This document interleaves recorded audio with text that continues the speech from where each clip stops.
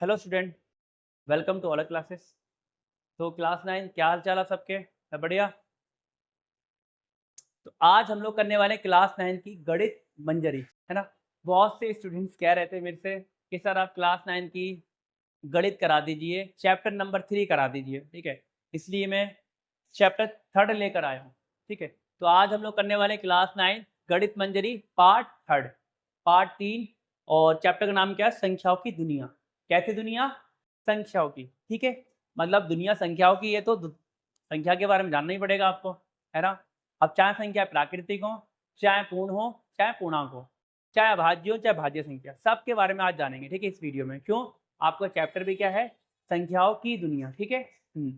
तो क्या करेंगे? सबसे पहले सारी संख्याओं के बारे में जानेंगे, ठीक है। क्योंकि दुनिया में जाने वाले हैं किसकी? संख्याओं की दुनिया में, ठीक है। हाँ।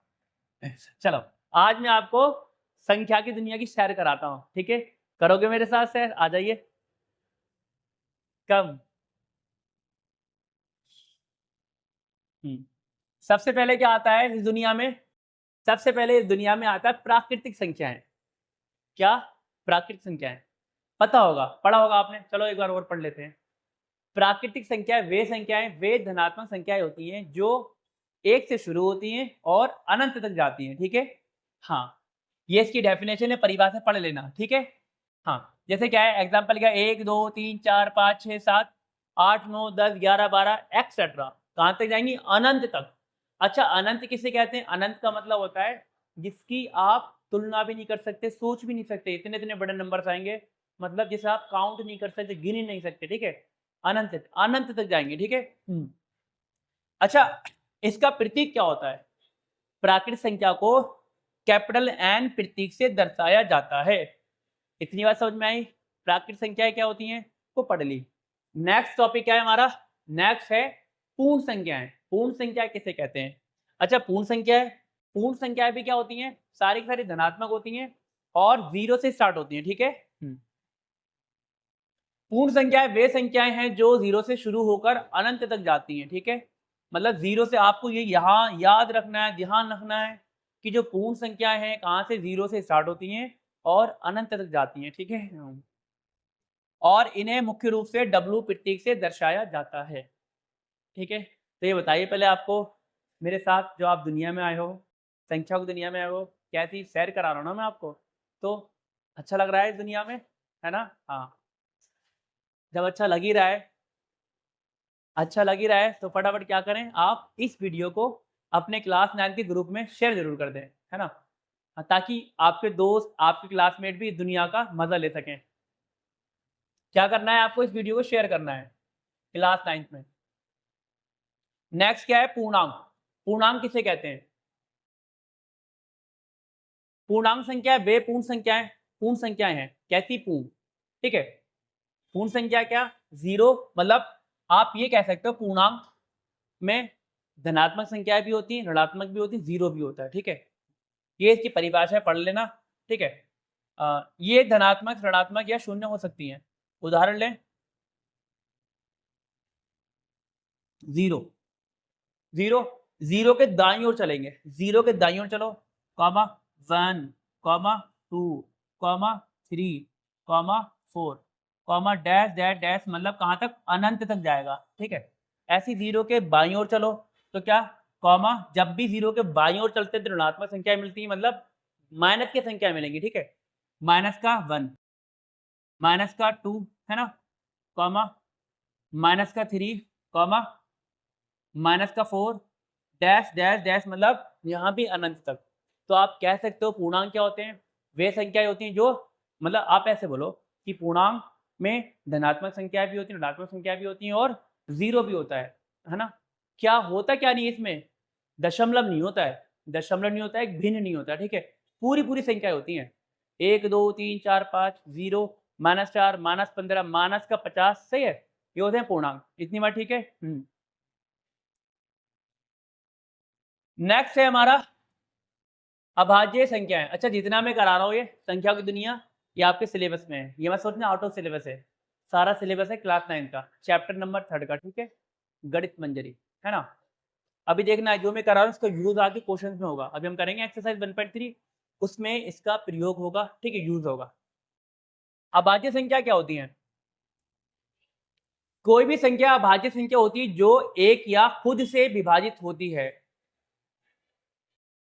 मतलब क्या कहा इन्होंने कि जो अभाज्य संख्या होती है या तो एक से विभाजित होगी या खुद से ही होगी और किसी नंबर से विभाजित हो ही नहीं सकती, है ना?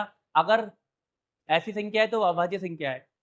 जैसे उदाहरण 2, 2 है, विभाजित का मतलब भाग, भाग। जैसे 2 है, 2 बताओ किस-किस से भाग हो सकता है? सिर्फ़ 1 से होगा, कितने बार में? 2 बार में, ठीक है? और 2 किससे भाग हो सकता है? और होगा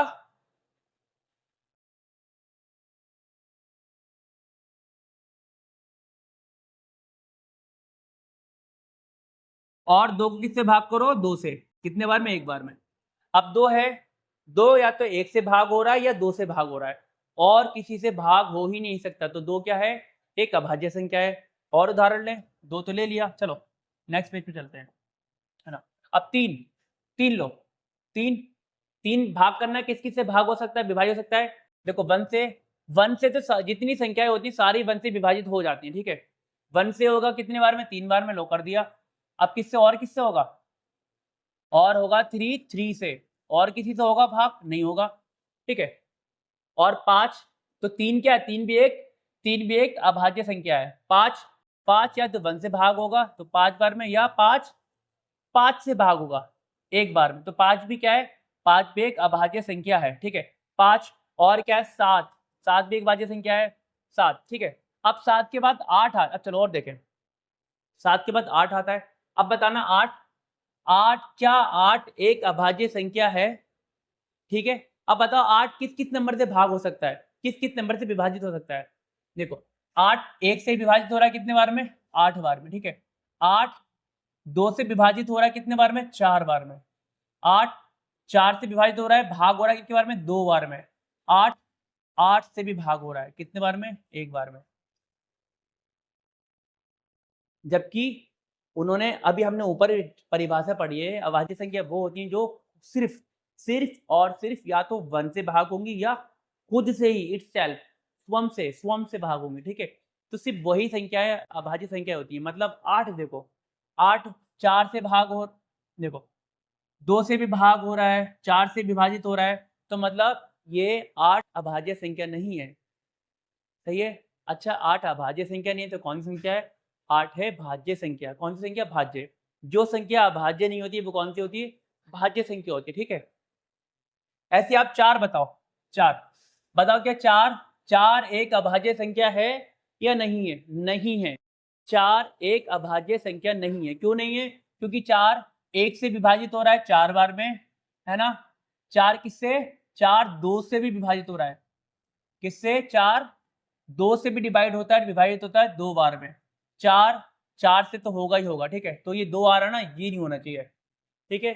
समझ में आया? मतलब जो भी संख्या या तो 1 से होंगी या खुद से होंगी। अगर ऐसा है तो वो अभाज्य संख्या है, अदरवाइज़ अभाज्य संख्या नहीं है। जैसे क्या है 4 अच्छा कौन-कौन सी अभाज्य संख्या नहीं है देखो 4, 6, 8, 9, 10 और 11, 12, 12, 14 ये सारी संख्या क्या है? ये सारी संख्या अभाज्य संख्याएँ नहीं है। क्यों?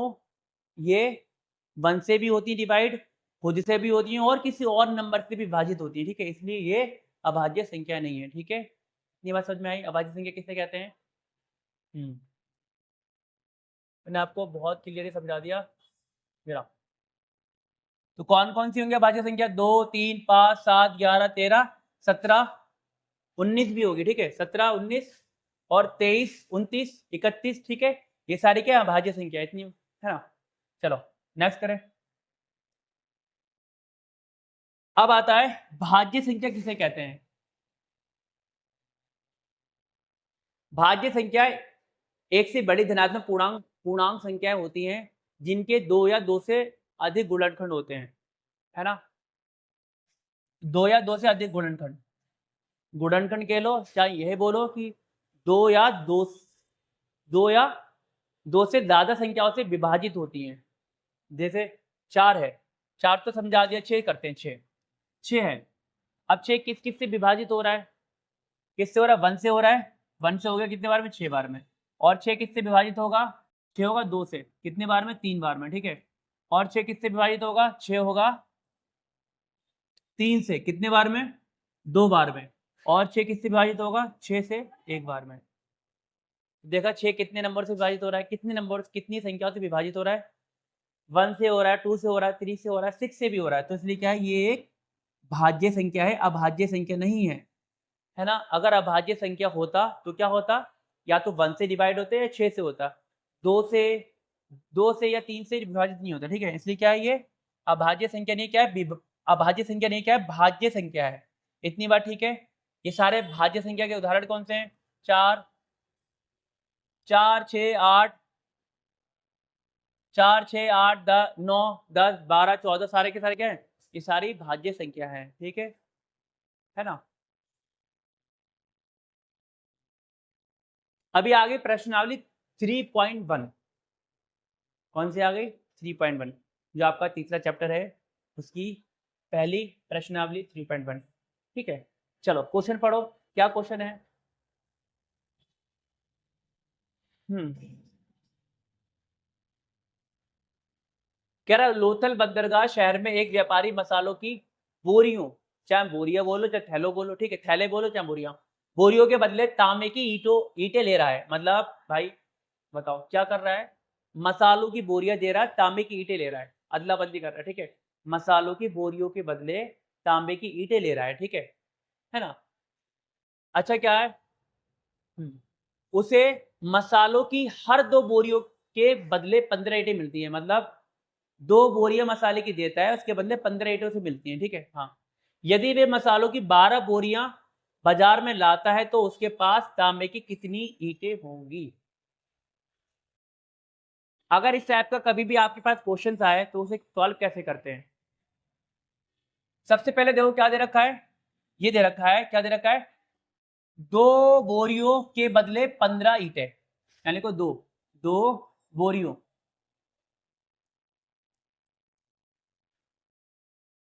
2 बोरियों के बदले 15 ईंटें, ठीक है। यहाँ ऐसे नहीं लिखो, ऐसे लिखो, 2 बोरियां, ये नहीं, यहाँ लिखो, ऐसे लिखो, ऐसे लिखते हैं। 2 बोरियों के बदले 15 ईंटें, मतलब 2 बोरियां बराबर, 2 बोरियां बराबर कितना? 15 ईंटें, सही है।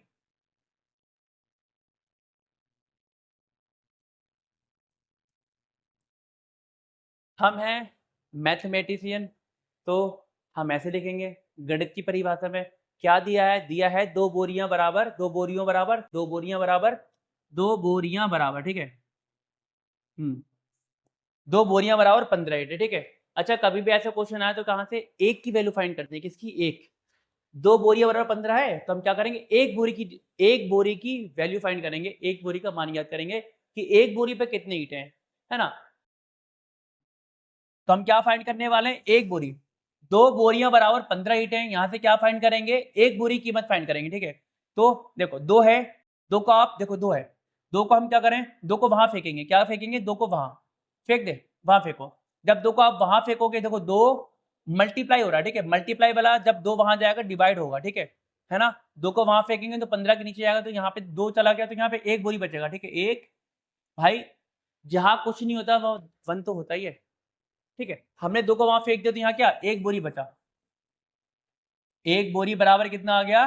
15/2, ठीक है, ईंट है,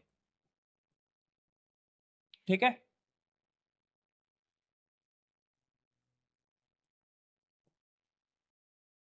2 बोरी बराबर 15 ईंटे, एक बोरी बराबर 15/2 ईंटे।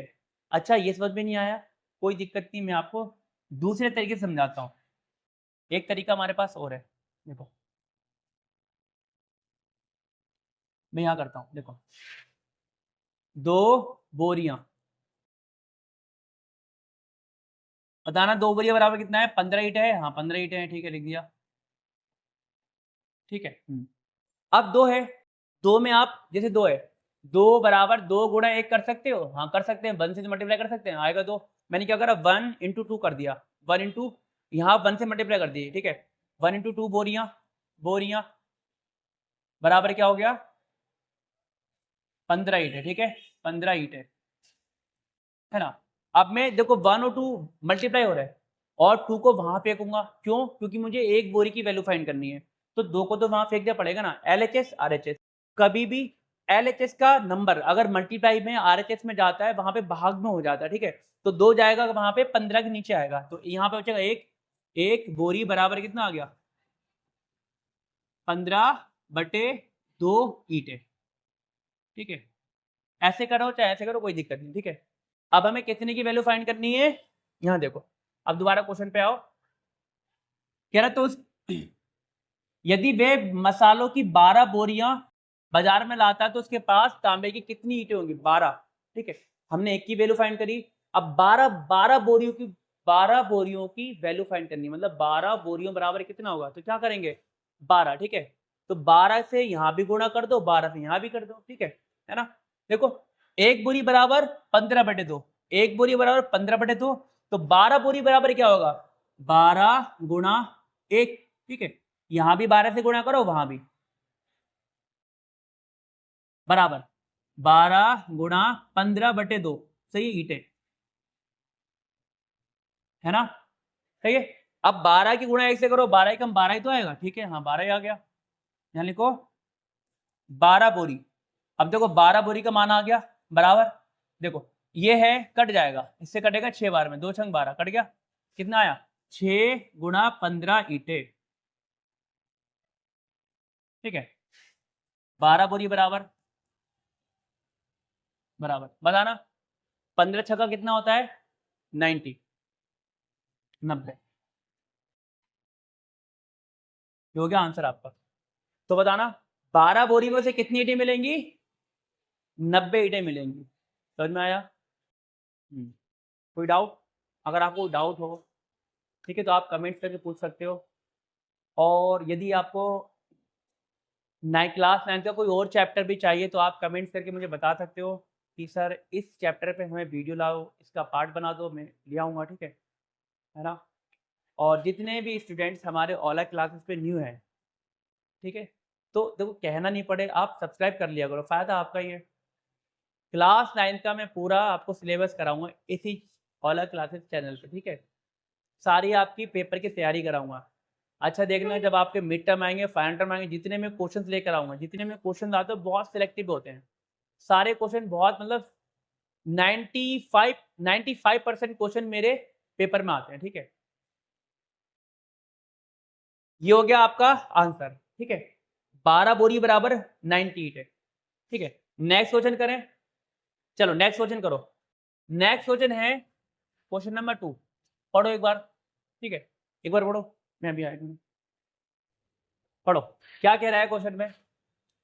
सबसे पहले काम, आप क्वेश्चन अच्छे से पढ़ा करो, क्वेश्चन को समझा करो, क्वेश्चन को ऑब्जर्व किया करो कि क्या कह रहा है, क्या कह रहा है, क्या कहना चाह रहा है, और सॉल्व क्या करना है, क्या पूछ रहा है, जो पूछ रहा है वही बताओ।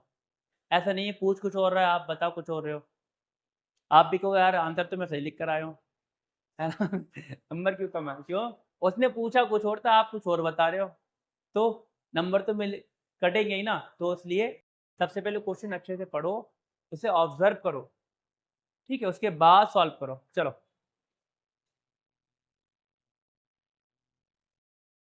ईशांगो हड्डी के एक स्तंभ पर संख्याओं के क्रम को देखें, ठीक है। मतलब ये कह रहा है, ये सब एक्स्ट्रा मत पढ़ो, ये कह रहा हूँ ये संख्या का क्रम है 11 13 17 19, ठीक है। संख्याओं का क्या क्रम है ये नहीं है, ठीक है, ये हटा दो। क्या क्रम है संख्याओं का? 11, 11, 13, 17, 19। कह रहा है इस क्रम को देखो, 11 13 17 19 को देखो। अब कह रहा है इन संख्याओं में क्या समानता है, बताओ। कुछ दिख रहा है? क्या समानता है इन संख्याओं में, क्या समानता है? इस क्रम में फिट होने वाली अगली 3 संख्या लिखो। मतलब 19 के बाद नेक्स्ट क्या नंबर आएगा, उसके बाद क्या आएगा, इसके बाद आने वाली 3 संख्या लिखनी है। बताओ कौन सी संख्या है? कुछ दिख रहा है? यह है 11, 11 है, ठीक है। ये मैं लिख कर आया हूँ आंसर, वो तो ठीक है, बट समझो, है ना। वो तो मैं लिखा हुआ है कि 11 13 17 19 में समानता यह है कि ये सभी अभाज्य संख्या है, ठीक है। लिख कर लाना ताकि मेरे को लिखना नहीं पड़े और वीडियो थोड़ी लेंथ ज़्यादा नहीं बने, ड्यूरेशन ज़्यादा ना बने, थोड़ी छोटी वीडियो बनाए, लिखने में बहुत टाइम जाता है ना। मैं आप ठीक है, देखो आंसर इस क्वेश्चन का आंसर ये है 11, 13, 17, 19 में समानता ये है कि ये सभी क्या है, अभाज्य संख्याएं हैं। ठीक है, अब समझाऊं, 11 है। अब बताओ 11 अभाज्य संख्या क्या होती है? अभाज्य संख्या वो होती है जो या तो 1 से विभाजित होंगी या खुद से ही होंगी और कोई नंबर की हिम्मत नहीं उसे विभाजित कर दे। ठीक है, अब बताओ 11 है, इसे 2 विभाजित करेगा? नहीं करेगा। 5 करेगा? नहीं करेगा। 6 करेगा? नहीं करेगा। क्या सिर्फ 1 कर सकता है? 1 करेगा कितने बार में? 11 बार में। और 11 को कौन करेगा? 11 ही करेगा। ठीक है, तो 11 क्या है? एक अभाज्य संख्या है। ऐसे देखो 13, 13 क्या है? 13 भी क्या एक अभाज्य संख्या है। 17, 17 भी एक अभाज्य संख्या। 19, ठीक है। अब इसके बाद आने वाली 3 संख्या कौन सी होंगी? 19 के बाद क्या होगा? 20, 20 नहीं होगा। क्यों? 20 4 से विभाजित होता है, 5 से होता है, 2 से होता है, तो 20 नहीं। 21, 21 भी नहीं होगा। क्यों? 21 3 से विभाजित होता है, 7 से होता है, ठीक है। 21, 22, 22 भी नहीं होगा। क्यों? 11 से भी होता है, 2 से भी होता है। 22, 23, 23, हाँ 23 होगा। 23, 23 के बाद 24, 24 होगा? 24 नहीं होगा। क्यों? 24 2 से भी विभाजित हो रहा है, 4 से भी हो रहा है, 6 से भी हो रहा है, ये नहीं होगा। ये क्या है? भाज्य संख्या है। 24 के बाद 25, 25 भी नहीं होगा। क्यों? 25 5 से विभाजित हो रहा है ना। 25 के बाद 26, 26 भी नहीं होगा। क्यों? 26 2 से विभाजित हो रहा है, 13 से भी हो रहा है। 27, 27 भी नहीं होगा। 27 3 से हो रहा है, 9 से हो रहा है। 27, 28, 28 भी नहीं होगा। 28 4 से हो रहा है और 7 से भी हो रहा है। 28, 29 होगा। क्या होगा? 29। 29 के बाद बताओ क्या होगा? 30, 30 नहीं होगा। 30 2 से हो रहा है, 5 से हो रहा है, 6 से हो रहा है, 15 से हो रहा है, 30 से भी हो रहा है। 30 नहीं 31 होगा। ठीक है, तो ये हो गया इसका आंसर। समझ में आया? अब बताओ, मैंने आपको जो ऊपर संख्या बताया है, सब उन संख्या को यहाँ इस्तेमाल हो रहा है ना। बहुत से बच्चे तो जब वीडियो देखी शुरू करी होगी ना, वीडियो छोड़कर ही चले गए होंगे। क्यों? कहेंगे अबे यार 9th क्लास में पढ़ा क्या रहे हैं? ये पढ़ा रहे हैं अभाज्य संख्या है। अरे अरे ये तो सिलेबस ही नहीं है, जबकि इन्हें पता है सिलेबस में ही है इनके, है ना। तो आपको मुझ पे भरोसा करना पड़ेगा। जितना मैं कराऊंगा सारा मैं सारा सारा सारा मोस्ट इंपोर्टेंट कराता हूँ। कोई भी चीज एक्स्ट्रा नहीं कराता हूँ मैं। ठीक है, आप नोटिस कर लेने बात, जितना भी मैं कराऊंगा एक भी क्वेश्चन ना तो एक्स्ट्रा होगा ना एक डेफिनेशन एक्स्ट्रा होगी। जितना कराऊंगा सारा का सारा इंपॉर्टेंट होगा, सारा मोस्ट सारा काम का होगा। ठीक है, देखो अभाज्य संख्या को वहां यहाँ इस्तेमाल हो गया। नेक्स्ट क्वेश्चन करें।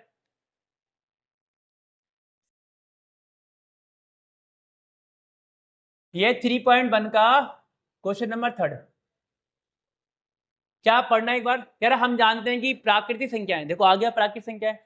ऊपर आपको प्राकृतिक संख्या के बारे में बताया है, लो यहाँ पे इस्तेमाल हो गया। प्राकृतिक संख्या है ना।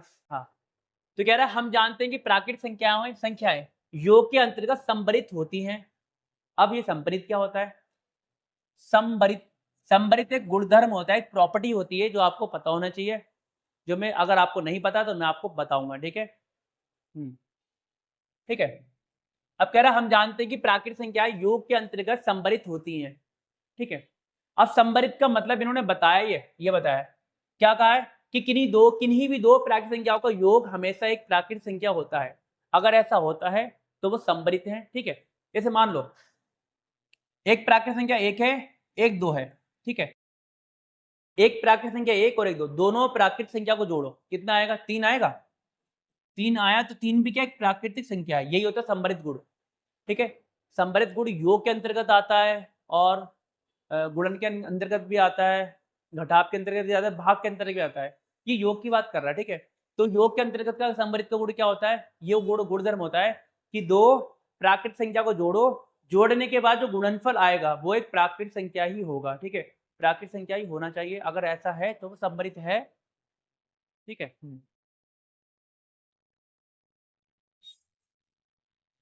अब कह रहे हैं क्या वे घटाव के अंतर्गत भी संवरित होती हैं? मतलब ये कह रहा है कि जो प्राकृतिक संख्या हैं जोड़ के अंतर्गत तो संवरित होती हैं, क्या वे घटाव के अंतर्गत भी संवरित होंगी या नहीं होंगी? ये क्वेश्चन कह दिया इसने। ठीक है, तो कह रहा है अपने उत्तर को सिद्ध करने के लिए कुछ उदाहरण दीजिए। ठीक है, अब मैं आपको पूरी अच्छे से एक्सप्लेन करूंगा कि संवरित होता क्या है ना। एक एक बात आपको क्लियर करेंगे। चलो, सबसे पहले क्या है? प्राकृतिक संख्याओं 1 2 3 4 5 6 7 8 के लिए संवरित गुणधर्म। ठीक है, अब हम जो है प्राकृतिक संख्याओं के लिए गुणधर्म पढ़ेंगे। कौन सा? संवरित गुणधर्म पढ़ेंगे। ठीक है, पहला गुणधर्म कौन सा है? योग, प्राकृतिक संख्याओं का जोड़ के अंतर्गत संवृत गुणधर्म क्या होता है? a plus b belongs to n, इसका मतलब होता है बिलोंग करना, ठीक है। मतलब जब a plus b belongs, a plus b को जोड़ो, ठीक है, तो जो नेक्स्ट जोड़ गुणनफल आएगा वो क्या आएगा? नेचुरल नंबर, प्राकृतिक संख्या ही आएगा, ठीक है। जहां a और b क्या है? प्राकृतिक संख्या है, ठीक है। तो मतलब आप ये कह दो कि भाई क्या a और b प्राकृतिक संख्या है, मतलब दो प्राकृतिक संख्या को जोड़ो, जो जोड़ गुणनफल आएगा वो क्या? एक प्राकृतिक संख्या होना ही चाहिए, ठीक है। जैसे क्या है, 8 एक प्राकृतिक संख्या है और 9 भी एक है, दोनों को जोड़ो, कितना आ गया? 8 9 17, 17 बताना, 17 प्राकृतिक संख्या है, हाँ है, ठीक है। आप कोई भी दो प्राकृतिक संख्या लो, उनका जोड़ हमेशा प्राकृतिक संख्या ही आएगा, ठीक है। इसलिए क्या है, ये समृद्ध होती है योग के अंतर्गत, ठीक है। देखो, दो प्राकृतिक संख्याओं का योग हमेशा एक प्राकृतिक संख्या होता है, ठीक है। जैसे 5 + 3 और 8, यही होता समृद्ध गुण योग के अंतर्गत, ठीक है। ये मैंने आपको समझाया योग के अंतर्गत समृद्ध गुण। नेक्स्ट है, दूसरा है प्राकृतिक संख्याओं का गुणा के अंतर्गत संवरित, है ना, गुणधर्म। मतलब प्राकृतिक संख्याओं का गुणा के अंतर्गत संवरित गुणधर्म क्या होता है? गुणा के अंतर्गत कह रहा है a into b belongs to n। अब a क्या है? जहां a और b क्या है? दोनों प्राकृतिक संख्या हैं। मतलब अब मैं इसको समझा रहा हूं आपको कि अगर एक प्राकृतिक संख्या ये है गुणा दूसरी 3 है ना। अब दोनों प्राकृतिक संख्या को गुणा करो, जो गुणनफल क्या आ रहा है? गुणनफल क्या आ रहा है? गुणनफल क्या आ रहा है? 6 आ रहा है, ठीक है। 6 आ रहा है। 6 बताओ, एक प्राकृतिक संख्या है या नहीं है? हाँ है, ठीक है। अच्छा, एक बात बताओ, ये अभी हम पढ़ रहे थे, योग के अंदर पढ़ रहे थे, तो मैंने गुणनफल तो नहीं बताया, योगफल आएगा, ठीक है। यहाँ पे अगर मैंने आपसे गलती से, मुझे ऐसा डाउट हो रहा है कि मैंने अभी आपको यहाँ पे बताया कि दो प्राकृतिक संख्याओं को जोड़ो तो गुणनफल 7 आया, 17 आया, है ना। गुणनफल हमेशा एक प्राकृतिक संख्या, गुणनफल नहीं होता है, गुणनफल नहीं होता है, योगफल होता है, ठीक है। क्या होता है? योग। क्यों? योग ही तो कर रहे हैं यार हम लोग, इतना आप भी देखो। जबानी तो अगर फिसल गई तो ठीक है, अगर वैसे मुझे पता नहीं मैंने बोला, अगर मैंने बोल दिया उसकी सॉरी बोलता हूँ, ठीक है। जैसे क्या है, 7 प्लस का 3 है, एक प्राकृतिक संख्या 3 है, सॉरी एक 7 है एक 3 है। अब 7 और 3 दोनों क्या है? प्राकृतिक संख्याएं। अब दोनों प्राकृतिक संख्याओं को जोड़ो, योग करो, तो जो योगफल आएगा, योगफल क्या? योगफल आएगा, क्या आएगा? 10 आया योगफल।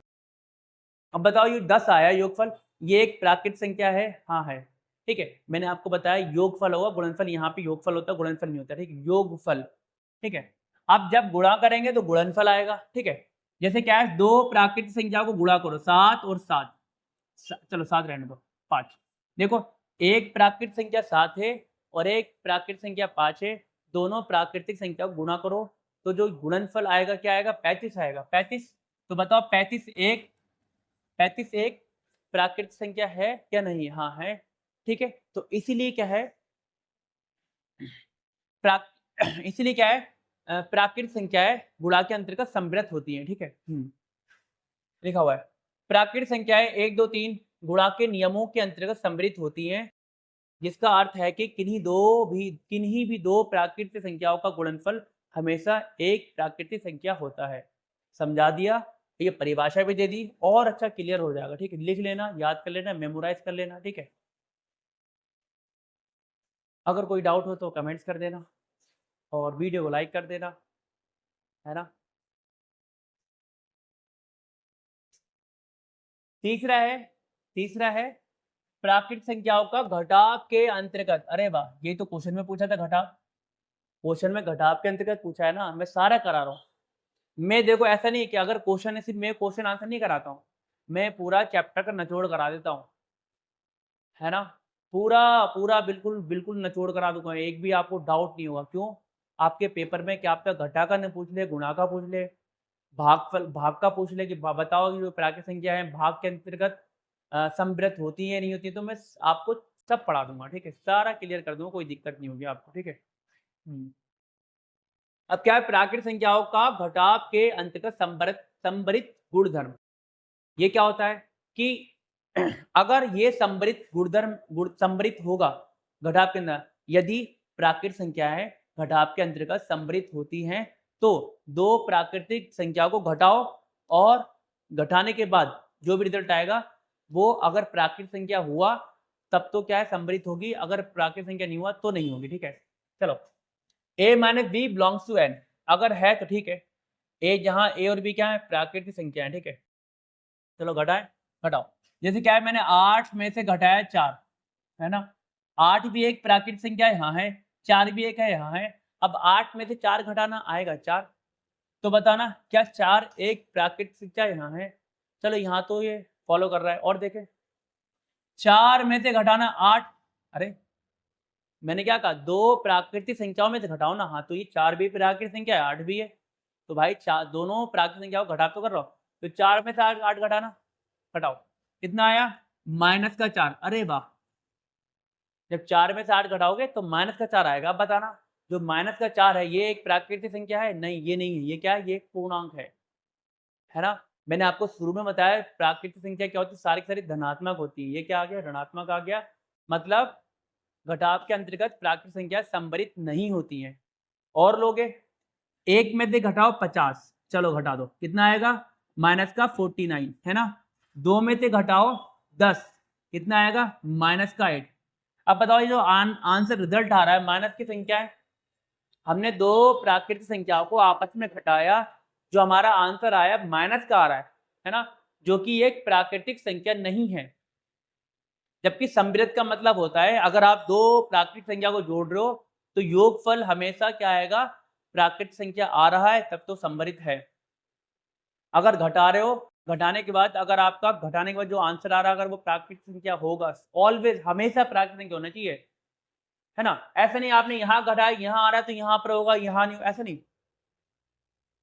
कैसे भी घटाओ, दो प्राकृतिक संख्या को कैसे भी घटाओ, अगर प्राकृतिक संख्या आएगा तब तो होगा, अदरवाइज नहीं। तो यहाँ नहीं हो रहा है ना। देखो 8 में से घटाओ 15, तो कितना आया -7, सही है। अब देखो 8 भी एक प्राकृतिक संख्या है, 15 भी एक प्राकृतिक संख्या है, हमने दोनों घटाया तो आंसर हमारा माइनस का आया। जबकि माइनस की जो संख्या क्या है, पूर्णांक होती है, प्राकृतिक संख्या नहीं होती है। इसलिए क्या है, इसीलिए प्राकृतिक संख्याएं घटाव के अंतर्गत सम्मिलित नहीं होती हैं। ठीक है, इसका भी हम आंसर करेंगे, कुछ और पढ़ो। चौथा पॉइंट है प्राकृतिक संख्याओं का भाग के अंतर्गत सम्मिलित गुणधर्म।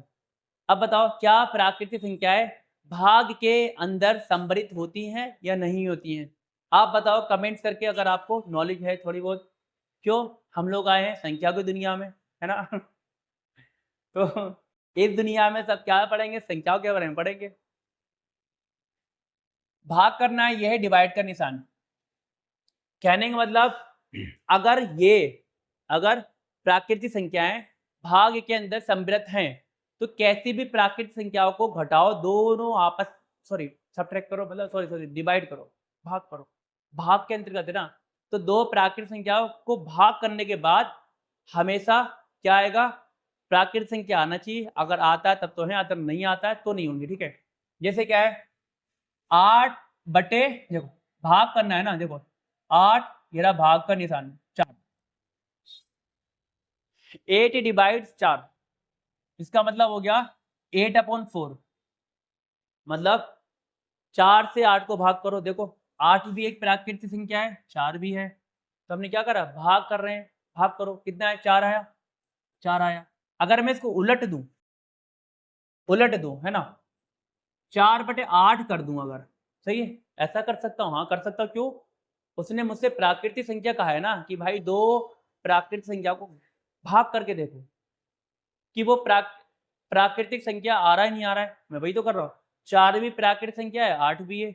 अब मैंने क्या करा, 8 से 4 को विभाजित करूंगा, होगा, करो, ये कटेगा 4 एकम 4, ठीक है, एक बार में कटा, और ये कटा 2 बार में, तो क्या आया, हमारा आंसर आया भागफल 1/2 आया।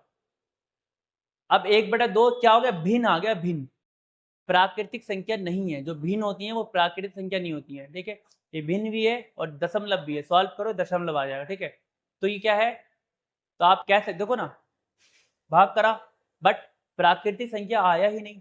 जब प्राकृतिक संख्या नहीं आया तो सम्मिलित नहीं हुआ। समृद्ध अगर होता तो भाग कैसे भी करो प्राकृतिक संख्या आना चाहिए, ठीक है। जबकि क्या आ रहा है, एक भिन्न आ रहा है, तो इसलिए प्राकृतिक संख्याएं देखो ये भाग के नियमों के अंतर्गत सम्मिलित नहीं होती हैं, ठीक है, क्योंकि इन संख्याओं के परिणाम स्वरूप क्या होता है, भिन्न प्राप्त हो सकते हैं। देखो ये भिन्न प्राप्त हो गया, इसलिए क्या है, ये भाग के अंतर्गत सम्मिलित नहीं होती हैं, ठीक है। चलो अब हम क्वेश्चन पे आते हैं। किस पे आते हैं, ये क्वेश्चन कर रहे थे। मैंने आपको चारों पार्ट करा दिए, भाग के अंतर्गत भी करा दिया, योग के अंतर्गत भी करा दिया, ठीक है। याद कर लेना, क्या याद करना है, जो प्राकृतिक संख्या होती है योग के अंतर्गत भी क्या होती है, योग के अंतर्गत और गुणा के अंतर्गत सम्मिलित होती हैं, जबकि घटाव के अंतर्गत और भाग के अंतर्गत सम्मिलित नहीं होती, ठीक है। प्राकृतिक संख्या है, ये रहा क्वेश्चन, ये रहा इसका उत्तर। उत्तर क्या है, ये घटाव के नियमों के अंतर्गत सम्मिलित नहीं होती हैं, ठीक है, क्या नहीं होती हैं। कह रहा कुछ उदाहरण दो, उदाहरण दे दो भाई इनको उदाहरण। घटाव के लो, घटा दो, लो भाई लो उदाहरण लो। 4 में से घटाओ 10, कितना आया, -6। अब बताओ जो -6 आ रहा है आपका घटा करने के बाद, तो बताओ -6 क्या प्राकृतिक संख्या होता है, नहीं होता है, ठीक है। इसलिए क्या है, और लो भाई लो, खुश हो जाओ तुम, लो लो लो, बस उदाहरण ले लो तुम। -10 आ गया, बस बताओ है नहीं है, ये भी प्राकृतिक संख्या नहीं है और ये भी एक प्राकृतिक संख्या नहीं है, इसलिए क्या है, घटाव के अंतर्गत प्राकृतिक संख्या है, सम्मिलित नहीं होती है। समझ में आया आपको? तो इसी ये क्वेश्चन करने के साथ ही हमारा क्या है, चैप्टर की 3.1 एक्सरसाइज प्रश्नावली कंप्लीट हो गई है ना। जो हम प्रश्नावली 3.1 कर रहे थे वो कंप्लीट हो गए, इसके सारे क्वेश्चन कर दिए। अगर आपको नेक्स्ट प्रश्नावली चाहिए है ना, कमेंट्स करो जल्दी फटाफट कि नेक्स्ट पार्ट, ठीक है।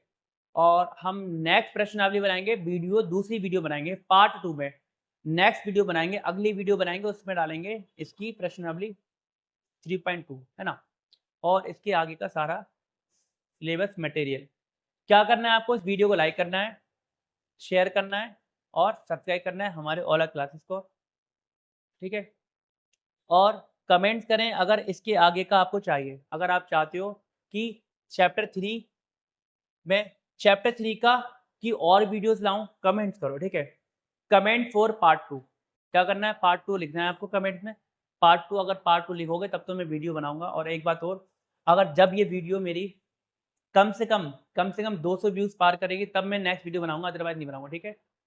हाँ, थैंक यू फॉर वॉचिंग, मिलते हैं नेक्स्ट पार्ट में, पार्ट 2 में। कमेंट करना मत भूलना, ठीक है।